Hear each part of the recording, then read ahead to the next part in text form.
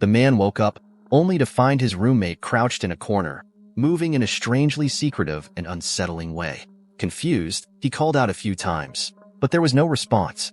Baffled and a little uneasy, he decided to get closer to see what was going on. The moment he stepped forward, his roommate suddenly turned around and lunged at him, sinking his teeth into the man's neck. Panicking and in shock, the man clutched his wound and stumbled out of the building, unaware that he had been infected with the zombie virus. As the infection spread through his body, it wasn't long before the virus began to wreak havoc across the city. Meanwhile, far from the city's turmoil, in a quiet rural town, Adam, a doctor, was getting ready to head into the city for work. He made a quick stop at a convenience store for supplies, but as soon as he stepped back outside, he noticed the streets were in complete disarray. A patient near an ambulance suddenly broke free and launched themselves at pedestrians, biting and tearing into them with ferocious intensity. The onlookers had no idea that the patient had already turned into a zombie. Then, a gunshot shattered the chaotic scene. A man, armed with a gun, shot the zombie dead and shouted at the crowd, warning them to get out of there as quickly as possible. But the police, not understanding the situation, turned his gun on the man, thinking he was the threat. Just as he was about to act, the officers was blindsided by a zombie and taken down. Adam stood there, completely stunned. He had no idea what was happening. Suddenly, a massive explosion echoed from a distance. Sensing the imminent danger, Adam jumped into his car, slammed his foot on the gas, and sped away, racing back toward his home. When he reached the entrance to his village, he saw his neighbor, Johnny, frantically running out while carrying his injured wife. She had been bitten by an infected elderly man, and it became clear that the zombie virus had already spread to the countryside at an alarming rate. Without hesitation, Adam quickly brought them both inside his house. As he examined Johnny's wife, he noticed a deep bite wound on her hand, a grim sign that the virus had already taken hold. Although there wasn't much he could do, Adam administered a sedative to ease her pain. All the bizarre events around Adam had been stirring a growing sense of dread within him. Feeling a need for answers, he immediately opened his computer and started browsing the latest news. What he found was even more alarming. Cases of this mysterious infection were skyrocketing, but the source of the virus remained unknown. The only certainty was that the virus turned people into bloodthirsty, highly aggressive zombies. Once someone was bitten or scratched by one of the infected, they would quickly transform into a zombie themselves. As Adam was engrossed in the news, a sudden, loud knock at the door startled him. It was another neighbor, coming by to check on Johnny's wife, concerned about her condition. By now, she had worsened significantly. Her teeth were starting to blacken, and her eyes had turned a horrifying shade of red. Out of nowhere, she jumped up. The neighbor rushed to restrain her, but was immediately bitten on the arm. The situation spiraled into chaos as Adam and Johnny scrambled to subdue her.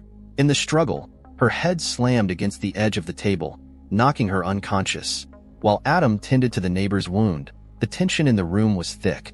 Suddenly, a piercing emergency broadcast echoed through the house. The government was announcing that the zombie virus was out of control, and all citizens were being urged to stay indoors and avoid going outside at all costs.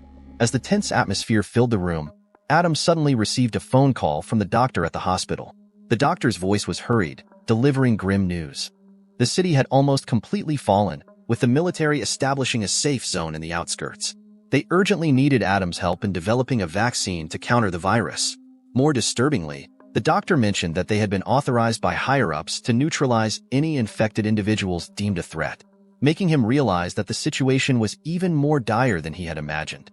Adam was about to respond, but the call abruptly ended as the cell signal dropped. His face hardened with worry, and the neighbors, already on edge, grew even more anxious. Left with no choice, Adam shared everything he had just learned from the doctor. The group quickly decided they had to leave immediately and head to the safe zone. However, not long after they set off, their path was blocked by a military checkpoint. As they stepped out of the car to be inspected, one of the soldiers, unaware of the danger, fired his gun. The gunshots echoed through the forest, drawing the attention of nearby zombies. While Johnny's wife was undergoing the check, she fully turned into a zombie, prompting the soldiers to open fire and kill her, along with their neighbor. But the situation quickly spiraled out of control. The gunshots attracted a swarm of zombies from the nearby woods, which charged at the unprepared soldiers. In the ensuing chaos, the soldiers were overwhelmed, and only Adam and Johnny managed to escape by sheer luck. The two drove through the night, witnessing scenes of apocalyptic destruction, people fleeing in panic. Human decency seemed to crumble under the weight of survival instincts.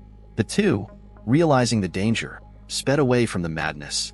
On the side of the road, they came across a lone survivor, Luis, who was being chased by a few zombies. Despite the risk, Adam and Johnny decided to save him, and the three of them formed a temporary team to continue their journey together. But by nightfall, their car ran out of gas. With no other choice, they decided to spend the night in the car and figure out their next move in the morning. At sunrise, Adam, Johnny, and Luis set out to find gas in a nearby town. When they reached the gas station, suddenly, a zombie jumped out from the shadows and tackled Adam. In the nick of time, Luis found a gun and fired off a few shots, taking down the zombie and saving Adam's life. But the sound of gunfire was like a beacon, drawing more zombies towards them. With no time to waste, the three of them bolted. Just then, an older man appeared and saved them just in time. He explained that since the outbreak, he and his wife and daughter had been hiding in this building. He suggested that the three of them stay, arguing that they'd be stronger together. While the man made a good point, Adam had something far more pressing on his mind. So, he politely declined the man's offer and decided they'd move on the next day. As night fell, Adam, Johnny, and Luis agreed to spend the night there. But when Adam woke up at dawn, he found the apartment empty. Feeling uneasy, he stepped into the hallway. Suddenly, a zombie appeared right in front of him. The building had been overrun by zombies. Adam quickly retreated to the room and tried to shut the door behind him, but the zombie was hot on his heels and forced its way in. Adam grabbed a baseball bat and swung with all his might, managing to knock the zombie down. But he could hear more of them closing in. Desperate, he barricaded the door and spotted a weak section in the bathroom wall. Adam broke through it and escaped into the next room. Adam sprinted up to the rooftop, with the zombies hot on his heels. Keeping his cool, he grabbed a wooden plank and took down one of the zombies, then pushed another one off the edge of the building. Just as the last zombie lunged at him, the man's daughter arrived in the nick of time and shot it dead. Relieved, they quickly left the rooftop and headed back downstairs, where they reunited with the older man and his wife. The man explained that his ammo had run out during the night, which allowed the zombies to break into the building. The rest of the survivors were trapped in a nearby room. Adam and the man agreed they had to mount a rescue mission. However, during their attempt to help, they accidentally drew the attention of more zombies. One of the zombies quickly chased after Adam. As he struggled to get away, Johnny opened a door just in time and pulled Adam inside. Unfortunately, the man wasn't so lucky. He was cornered by zombies in another room. As the zombies broke in, his wife, overcome with grief, rushed in after him, only to meet the same tragic fate. Meanwhile, outside, the man's daughter, who had been standing guard, was suddenly ambushed by a lurking zombie. Adam were unable to save them. It was too late. He had no choice but to retreat, returning to the room to wait out the swarm of zombies outside. Luis, however, had injured his leg the night before, making their escape more difficult. While fetching gasoline earlier, they spotted a group of bikers passing by, but luckily, they weren't noticed. After grabbing the fuel, they continued their journey. However, as night fell, they became lost. Adam decided to scout ahead. While he was gone, Luis saw something in the distance. Johnny turned on the car's headlights, revealing a zombie charging toward them. Acting quickly, Johnny slammed the car door into the zombie, taking it down. But it wasn't alone. More zombies started emerging from the shadows. Hearing the commotion, Adam rushed back and managed to shoot the zombies, saving Johnny. Unfortunately, Luis was bitten during the attack and didn't survive the ordeal. With no time to mourn, Adam and Johnny abandoned the car and ran for their lives as the horde of zombies closed in on them. Just when it seemed they would be overwhelmed, lights suddenly appeared ahead of them, and the pursuing zombies were swiftly gunned down. By sheer luck, they had stumbled upon the safe zone. A military officer approached them, checked that they were not infected, and escorted Adam and Johnny into the safe zone. Adam quickly identified himself as a doctor, and it wasn't long before the scientist, the doctor he had been in contact with, found him. Without even a moment to rest, Adam was immediately taken to the laboratory. The doctor explained that after days of research, they discovered the virus was a mutated form of rabies, but they had made no progress in developing a vaccine. As Adam reviewed the research data, he noticed that none of the samples included those from children. He suggested that this could be the key to unlocking a cure for the virus. Just as they were discussing this possibility, an alert came from the soldiers outside. A massive horde of zombies was advancing toward the safe zone. Despite the soldiers' best efforts to hold them off, the overwhelming number of zombies quickly breached the perimeter. As the sound of gunfire echoed through the air, Adam, the doctor, and the others hurriedly exited the lab. Under the protection of the military officers and soldiers, they fled the safe zone in a desperate retreat. The next morning, the group walked along a narrow path. The military officer suggested heading to another military base, which would be much safer. However, the scientists strongly opposed this, insisting they should go to the nearest research facility to continue the vaccine research, as they had already made some progress. If they gave up now, all their efforts would be in vain. Unable to argue with the doctor, the officer reluctantly agreed. Meanwhile, Adam decided to return home first to check on his family's safety. He said goodbye to the others and left the group, while they continued their journey toward the lab.